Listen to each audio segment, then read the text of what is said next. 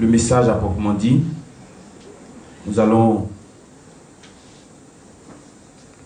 ou du moins je vais attirer votre attention sur un fait. Vous savez, quand les pays, les nations sont confrontés à ces situations auxquelles nous avons fait face ce dimanche, il y a un verset que nous devons toujours nous mettre en mémoire. Il est dans le livre de 1 Jean, chapitre 5, verset 19.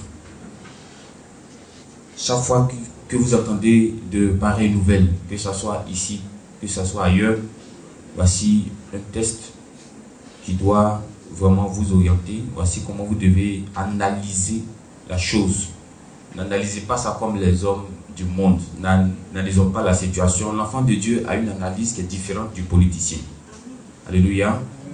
Voilà, il faudrait que nous ayons une analyse particulière. Autant on peut s'arrêter devant les journaux pour titrer, il faut aussi qu'on s'arrête devant le journal de Dieu pour voir ce que Dieu pense aussi. 1 Jean 5, verset 19, nous savons, ou du moins verset 19, nous savons que nous sommes de Dieu. Alléluia.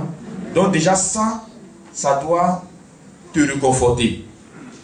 Nous savons que nous sommes de Dieu. Et que le monde entier est sous la puissance du malin. Alléluia. Ce qui s'est passé dimanche, ce qui s'est passé avant ça, ou même ce qui va se passer aussi après, je ne sais pas où, comprenez simplement que c'est la puissance du malin qui est en train d'agir. Et Jésus l'avait prédit qu'à la fin des temps, il y aura des moments difficiles. Et ces événements-là font partie des moments difficiles. Parce qu'il y a des bêtes en vie humaine, il y a des bêtes matérielles, ainsi de suite.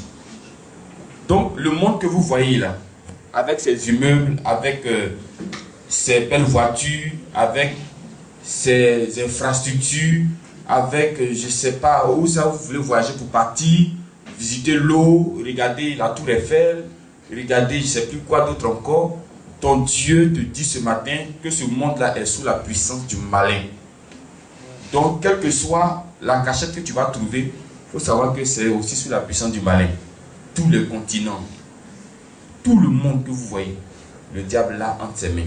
C'est la cause pour laquelle, quand Jésus va revenir, il va détruire ce monde-là. Amen. Ce monde sera détruit. Jésus va le détruire. De la manière il a fait tomber le feu à Sodome et puis à Gomorrhe. C'est comme ça qu'il va faire tomber le feu sur cette terre.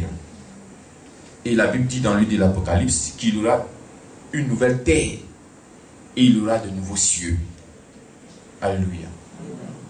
Là où il n'y aura plus de grincement de dents, il n'y aura plus de maladie dans ce que Dieu va faire de nouveau. Il n'y aura plus de pleurs, il n'y aura plus d'attentats, il n'y aura plus de crises, il n'y aura plus de famine dans le nouveau monde que Dieu va faire. Et ce nouveau monde-là, c'est pour tous ceux qui ont choisi de marcher avec Dieu dans l'esprit en vérité. Amen.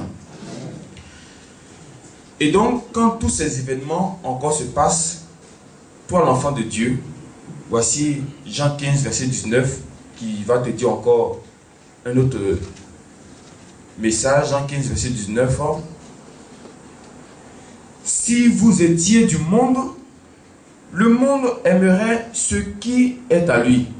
Mais parce que vous n'êtes pas du monde et que je vous ai choisi du milieu du monde, à cause de cela, le monde vous hait.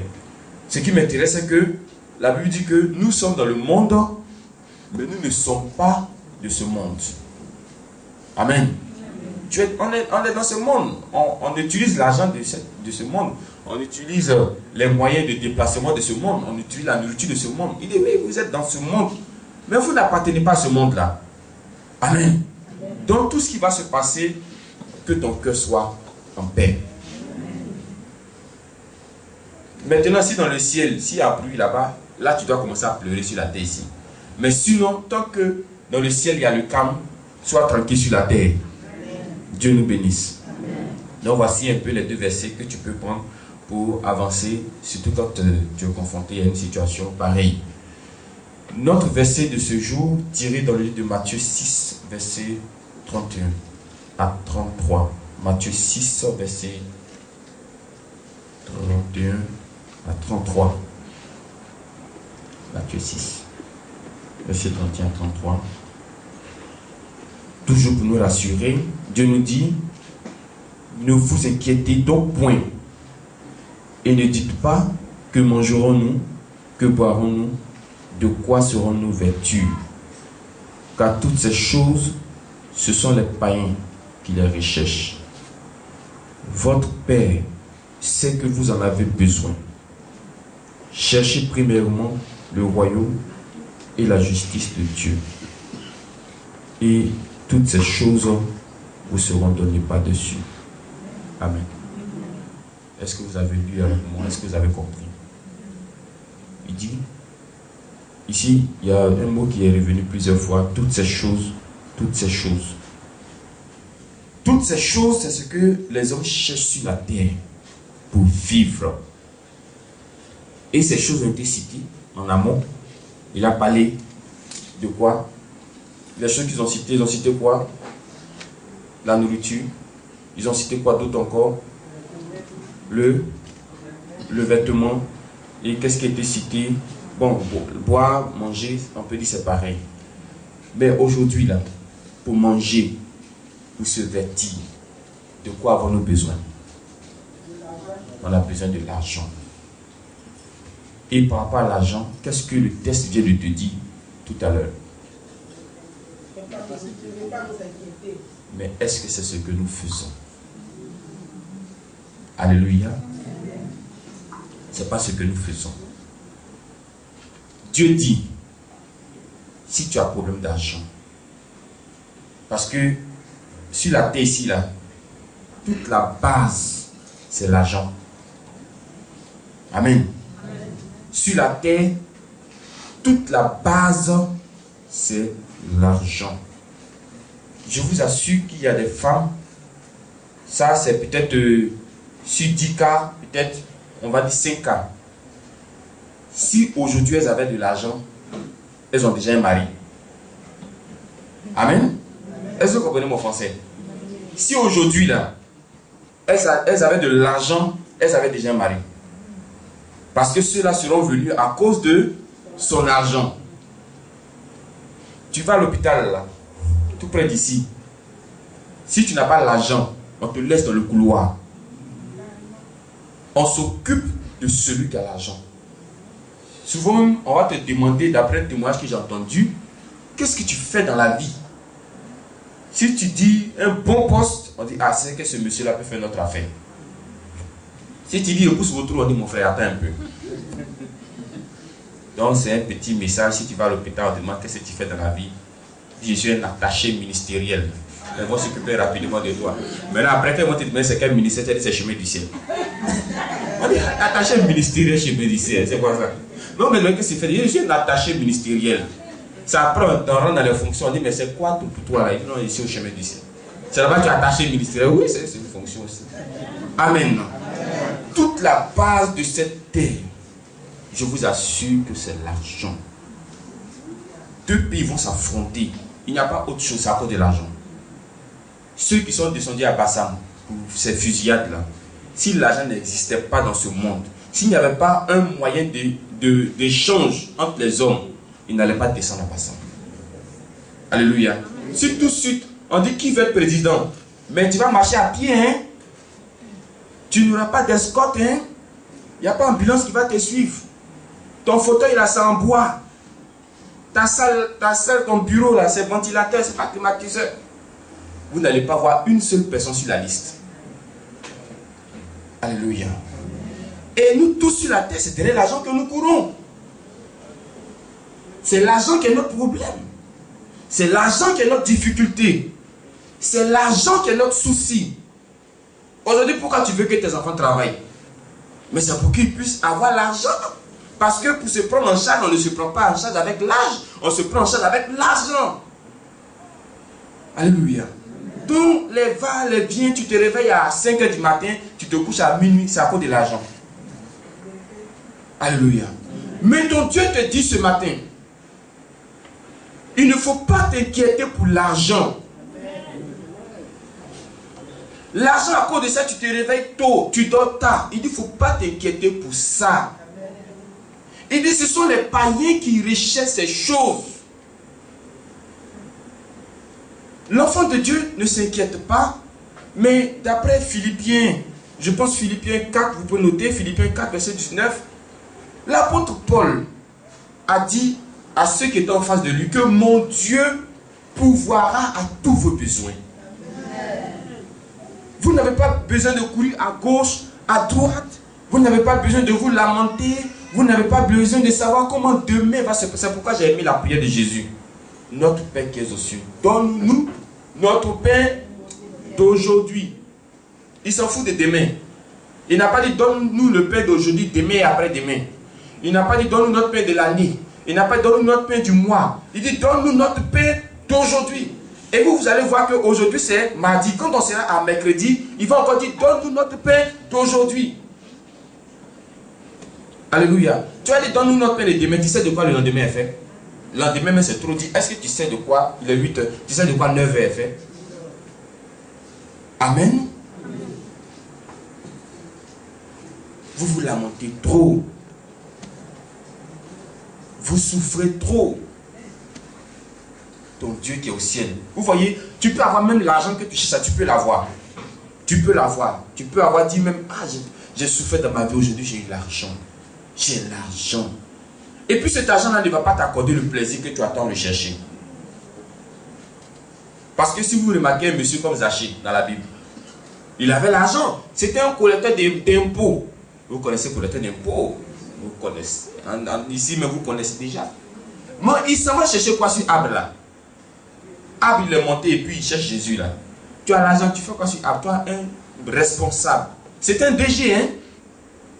C'était un poste. Mais tu fais quoi sur Ab là? Ça veut dire que ce monsieur là, il a l'argent, mais l'argent n'arrive pas à gérer son problème. L'argent peut te permettre d'acheter un lit. L'argent peut te permettre d'acheter une maison. L'argent peut te permettre d'acheter la nourriture. Mais tu peux avoir toute cette nourriture, ne pas avoir faim, n'a pas l'appétit. Tu peux avoir une grande maison, tu n'as pas le sommeil. Un grand lit, tu n'as pas envie de dormir. Alléluia. Le vrai plaisir, c'est Dieu qui le donne. Donc si ton Dieu te dit, il ne faut pas te presser, il ne faut pas te lamenter, je vous en supplie, si vous-même, vous dévancez Dieu, vous allez revenir avec l'instrument dedans. Si tu dévances Dieu, tu vas venir avec déception. Tu seras comme le fils prodigue. Il est parti avant son temps. Il a pris tout l'argent que son père lui a donné. Il a gaspillé. Après, il s'est rendu compte qu'il doit retourner. Alléluia. Donc, Dieu te dit ce matin, il ne faut pas t'inquiéter. Voilà. Tu peux avoir l'argent et puis tu vas mourir. Tu as eu l'argent pour te soigner, mais quand même tu es mort. Souvent, on m'a dit, on a tout fait à l'hôpital. Vraiment, monsieur, on a tout essayé. Il y a des médecins, ils vont comme ça là. Ils veulent qu'on s'occupe de leurs parents premièrement. Donc, ils sont là. Dieu veut tout donner, l'argent que vous voulez. Dieu veut tout payer, occupez-vous de lui. Après, le médecin vient, ah vraiment, monsieur, on a tout essayé. On a vraiment fait tout ce qui était notre possible. Mais ça n'a pas marché. Alors qu'il y avait l'argent. Donc, c'est Dieu d'abord. C'est Dieu avant tout. Vous voyez, je vous ai déjà expliqué, mais je vais vous expliquer encore. Approfondissez votre relation avec Dieu. Parce que dans la marche avec Dieu, tu peux avoir Dieu avec toi. C'est déjà une bonne chose. Mais laisse-toi, permets que je te fasse comprendre que Dieu, il est avec tout le monde aussi.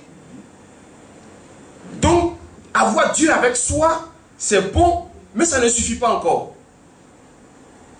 Parce que tous ces Samson, toutes ces personnes dans l'Ancien Testament avaient Dieu aussi avec elles, mais il y a eu des déceptions. On sait comment l'homme selon le cœur de Dieu s'est comporté après. On sait où Samson s'est retrouvé à la fin de sa vie. Quand tu approfondis encore ta relation avec Dieu, tu peux aussi avoir Dieu sur toi. L'Esprit du Seigneur est sur moi. Comme Jésus pouvait le dire. Il m'a oint pour annoncer une bonne nouvelle aux pauvres. Il m'a oint pour faire ceci, il m'a oint pour faire cela. Avec l'Esprit de Dieu sur toi, tu peux faire des progrès, tu peux réaliser beaucoup de choses. Mais il n'y a qu'avec l'Esprit de Dieu en toi que tu peux entrer dans le ciel. Est-ce que vous me comprenez? Donc, dans votre relation avec Dieu, dans votre marche avec Dieu, cherchez à avoir Dieu en vous. Mettez-le dans votre cœur. Il ne faut pas qu'il soit seulement sur votre tête. Il y a des gens, je vous assure, qui ont connu l'onction, qui sont tombés, qui ont cassé des chaises, mais qu'on va retrouver à l'enfer. Vous savez pourquoi? Parce que ceux-là, ils avaient seulement l'esprit sur eux. Mais ils n'avaient pas l'esprit en eux. L'esprit sur toi, ça peut te faire tomber, mais rien ne dit que tu entreras au paradis. Mais l'Esprit de Dieu en toi, ça te conduit automatiquement au paradis. C'est pourquoi quand le Saint-Esprit est venu, on parle de effusion. Effusion, c'est-à-dire il rentre en vous. C'est ça, il faut chercher Dieu. Si Dieu en toi, c'est quelle maladie qui va se trouver en toi? Parce que quand Dieu vient dans le corps d'un homme, il vient avec la lumière. La maladie, c'est les ténèbres. La mort, c'est les ténèbres. La pauvreté, c'est les ténèbres. Quand Dieu vient en toi, il vient avec cette lumière. Et tout ce qui est ténèbres, systématiquement, disparaît. Gloire à Dieu. Approfondissez votre relation avec Dieu. C'est ça, chercher Dieu. Vous le trouvez aujourd'hui, mais vous continuez d'approfondir. C'est pourquoi quelqu'un pouvait dire, on ne peut pas servir Dieu sans le connaître. Chaque jour, apprends Dieu. Chaque jour, perfectionne-toi avec ton Dieu. Car toutes ces choses, ce sont les païens qui les recherchent. Il dit, votre Père céleste sait que vous en avez besoin. Bon, s'il sait qu'on a besoin de la chose, est-ce qu'on doit encore lui demander quelque chose? On ne doit pas le demander. Il sait déjà. Vous voyez, la Bible, c'est une continuité. Vous allez remarquer que dans ce même Nouveau Testament, il y a un côté, on dit, demandez et l'on vous donnera. Amen. Maintenant, voici ce qu'on vient de voir. Il sait déjà ce dont on a besoin. Donc, on pourrait dire qu'on n'a plus besoin de lui demander. Je vous explique. Vous savez, quand on vient dans la maison de Dieu, on trouve, quand il parle de nouveau, il parle d'ancien, je ne parle pas par rapport à la date d'arrivée. Je parle, parce que quand on dit ancien de l'église, ce n'est pas forcément par rapport aux cheveux blancs. Mais ancien de l'église, c'est des personnes qui sont capables de consoler ceux qui sont affligés. Des personnes qui sont capables de mettre leur intérêt de côté pour dire non, Dieu peut te relever. Amen. Voilà. Donc, quand tu es bébé spirituel, toujours tu vas demander. Seigneur, donne-moi, Seigneur, donne-moi. Seigneur, donne-moi, Seigneur, donne-moi. Seigneur, donne-moi, Seigneur, donne-moi. Mais quand tu grandis, tu sais que ton Père, il sait déjà ce dont tu as besoin. Aujourd'hui, là, à 35 ans, c'est quel parent qui va accepter que son enfant vienne demander petit déjeuner? À 35 ans, tu as dit, il va y 150 à dire, tu as oublié. Petit déjeuner en quoi, à 35 ans? Ça n'existe pas. Alléluia. Ça n'existe pas. Donc, quand tu grandis avec le Seigneur, tu n'as plus besoin de lui demander. Parce que quand tu marches dans ta pensée, tu as ce verset-là. Je sais que mon Dieu sait ce dont j'ai besoin. Alléluia. Maintenant, la Bible dit que votre Père céleste. Et ça va dire votre Père terrestre. Quand j'ai lu ce texte, il y a deux problèmes chez l'homme. Quand l'homme a un problème là, il ne regarde pas au ciel. Il regarde toujours sur la terre. Pour voir qui peut l'aider.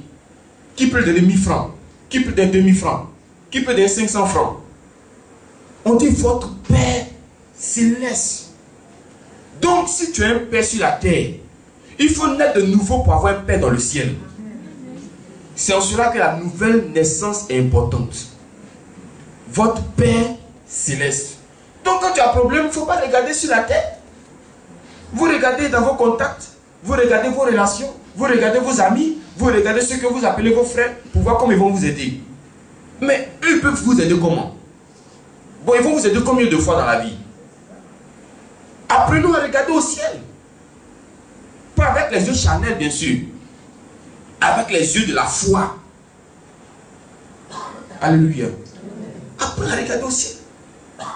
Ce n'est pas ceux qui sont sur la terre qui savent de quoi vous avez besoin. C'est celui qui est au ciel qui sait de quoi tu as besoin. Donc notre premier problème, c'est que quand on a souci, on ne regarde pas au ciel, on regarde sur la terre. Souvent même c'est dans l'église même, on vient pour chercher quelqu'un pour nous aider. S'il vous plaît, regardez au ciel. Enfin, si tu reconnais que tu as quelqu'un dans le ciel, parce qu'il n'y a que ceux qui savent qu'ils ont un Père dans le ciel qui peuvent regarder au ciel. Sinon, ceux qui regardent seulement sur la terre, ils ne considèrent pas le ciel. Apprenez de temps en temps à lever les yeux vers le ciel.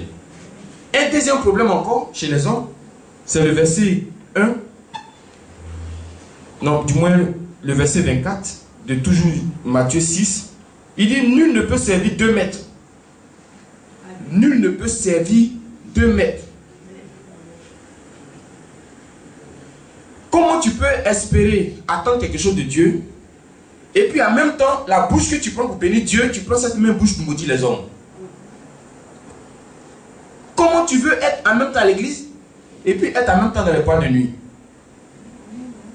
Alléluia. Ça ne marchera pas. Ça n'aboutira pas. On ne peut pas suivre 2 maîtres. Si vous voulez que Dieu agisse pour vous, alors mettez-vous du côté de Dieu. Quelqu'un a dit, depuis que lui lit la Bible, il n'a jamais vu le juste être abandonné, ni sa postérité mendier le pain. Alléluia. Si vous êtes vraiment enfant de votre Père qui est dans le ciel, il prendra mieux soin de vous que ceux qui sont sur la terre. Parce que lui, il est plus que le médecin. Lui, il est plus que le président. Lui, il est plus que le banquier. Il est plus que tous ceux qui sont sur cette terre ici. Il peut mieux répondre à ton besoin. Donc quand vous faites vos petits palabres sur la terre, là, souvent, vous marquez une pause et puis regardez au ciel s'il n'y a pas quelqu'un qui est fâché contre vous. Souvent quand on fait les petites histoires, marquons une pause et puis regardez un peu celui qui est au ciel. Comme on a pour habitude de le dire, le voleur quand il rentre dans la maison pour voler, il regarde à gauche, il regarde à droite, souvent il regarde devant, il regarde derrière, peut-être il va regarder en bas mais il ne va jamais regarder au ciel.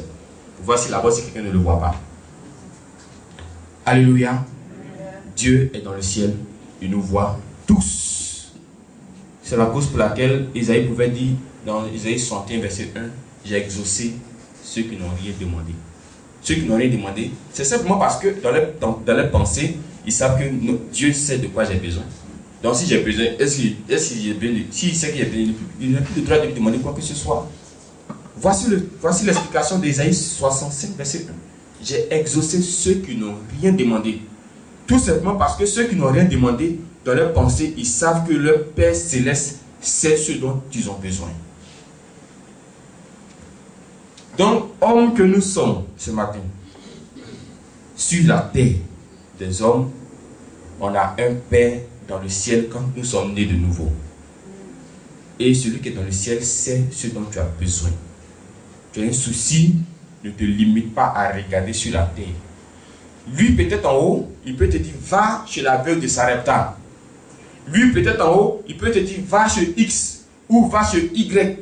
Car j'ai disposé son cœur pour faire quelque chose pour toi. Mais toi-même, ne te lève pas pour aller chez la veuve de Sarepta. Sinon, tu vas te retrouver avec des coups de poing sur la figure. C'est Dieu lui-même qui doit te dire, Monsieur Élie, ou bien Madame Elisabeth, va chez la veuve de Sarepta, ou bien va ici, ou bien va là. Mais toi-même te lever pour dire, ah, comme c'est chaud, je m'en vais voir la veuve de Sarepta. Elle va t'expliquer tous ces problèmes, toi-même tu vas fuir. Amen. Donc ce matin, c'est à vous de voir. Si vous voulez continuer avec les soucis, ou bien vous voulez que les soucis s'arrêtent aujourd'hui. Sinon, ici, au chemin du ciel, Dieu vous a tout montré. Dieu a fait toutes les preuves. Dieu a fait toutes les démonstrations. C'est à vous de voir. Si vous voulez, si vous pensez qu'il sait déjà ce dont vous avez besoin, ou bien s'il faut venir encore répéter devant Dieu ce qui ne va pas chez vous, c'est à vous de voir. Sinon, moi je sais, en âme et conscience, que ceux qui espèrent en l'éternel, ils n'envient personne. Ceux qui ont mis leur foi en Dieu, ils n'envient personne sur la terre. Personne. Tu n'envies pas ton frère, tu n'envies pas ta soeur, parce que tu te dis que tout ce que ton frère a, quand le moment sera opportun pour toi, tu auras aussi la chose. Donc, je vais t'en dire pourquoi. C'est quoi tu as? Voiture, c'est ce que l'on ne peut pas avoir. Qu'est-ce que tu as aujourd'hui? Maison, c'est ce que l'on ne peut pas avoir demain. Qu'est-ce que tu as aujourd'hui? L'argent, c'est ce que l'on ne peut pas avoir demain. Donc, c'est pour ça que moi, c'est lamenter. On va envier les autres. Pourquoi pas nous? Pourquoi pas moi? Pourquoi pas? Non. C'est fini ça. Donc, dans ta prière d'aujourd'hui, il faut dire à Dieu que c'est fini. Alléluia. Marche dans un nouveau état d'esprit. Une fois que tu rentres ici, marche dans un nouveau état d'esprit. Ce qui est resté dehors, que ça soit ancien pour toi. Et que ce que tu prends ici soit nouveau. Marche dans le nouveau. Que celui qui a des oreilles pour comprendre, comprenne. Dieu nous bénisse.